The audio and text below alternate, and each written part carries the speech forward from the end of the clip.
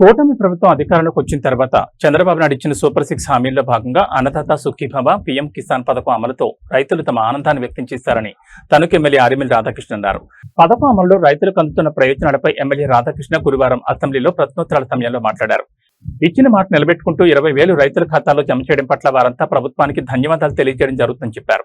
గత ప్రభుత్వంలో 12,500 ఇస్తామని మాట ఇచ్చి కేవలం 7,500 మాత్రమే రైతులకు అందించి దగాకోరు సంక్షేమాన్ని అందించిన వైసీపీ ప్రభుత్వం అన్నారు. ఇచ్చిన హామీ మేరకు 20,000 అందించడంతో పాటు మొదటి విడతలో 7,000 జమ చేయడం పట్ల అభినందనలు తెలిపారు. ప్రతి విడతలో నిధులు జమ చేసే ముందు పాత రెవెన్యూ డేటా సమన్వయం కావడం లేదని అన్నారు. పాత డేటా ఆధారంగా నిధులు విడుదల చేయడం వల్ల కొత్తగా భూమి కొనుక్కున్న యజమానులు ఈ పథకంలోకి రాకుండా పాత రైతులకే నిధులు జమ అయ్యాయని అన్నారు.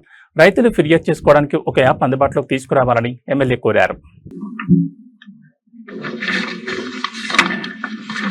ధన్యవాదాలు అధ్యక్ష.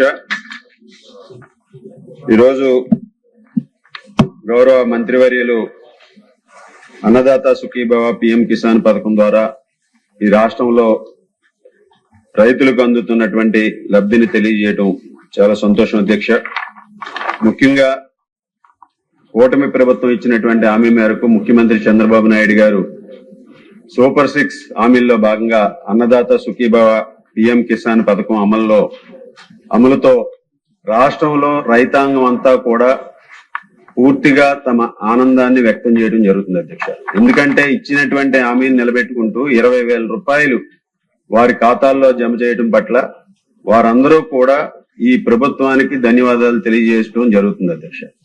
ముఖ్యంగా మనందరం కూడా చూసాం అధ్యక్ష, గత ప్రభుత్వంలో 13,500 రూపాయలు ఇస్తాను, 12,500 రూపాయలు ఇస్తానని హామీ ఇచ్చి కేవలం 7,500 మాత్రమే రైతులకు అందించి దగాకోరు సంక్షేమాన్ని అందించినటువంటి విషయం అందరికీ కూడా తెలుసు అధ్యక్ష. అయితే ఈ ప్రభుత్వం ఇచ్చినటువంటి హామీ మేరకు 20,000 రూపాయలు అందించడం, అలాగే ఈ సంవత్సరం కూడా జూన్ లో మరొక విడతగా కూడా మొదటి విడతగా రైతుల ఖాతాల్లో 7,000 జమ అవడం కూడా ఈరోజు ధన్యవాదాలు తెలియజేసుకుంటున్నాను అధ్యక్ష.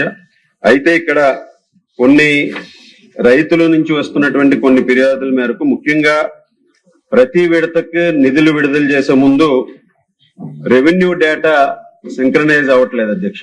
ఎందుకంటే పాత రెవెన్యూ డేటాని మొన్న వచ్చినటువంటి విడతలో పాత రెవెన్యూ డేటా ఏదైతే ఉందో దాన్నే తీసుకుని ఈ నిధులు జమ చేయడం జరిగింది అధ్యక్ష. దాని వలన కొత్తగా భూమి హక్కు పొందిన వాళ్ళు నూతన యజమానులు ఈ పథకంలోకి రాకుండా పాత వారికే వెళ్లడం జరిగింది అధ్యక్ష.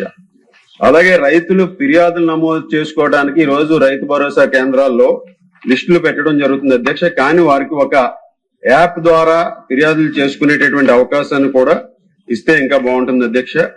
అలాగే హౌస్ హోల్డ్ సర్వే డేటాను కూడా పరిగణలోకి తీసుకుంటున్నారా లేదా?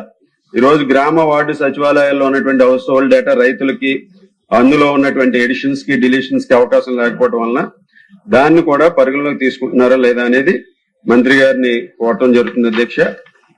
ఈ అవకాశం ఇచ్చినటువంటి మీకు ధన్యవాదాలు తెలియజేసుకుంటున్నాను.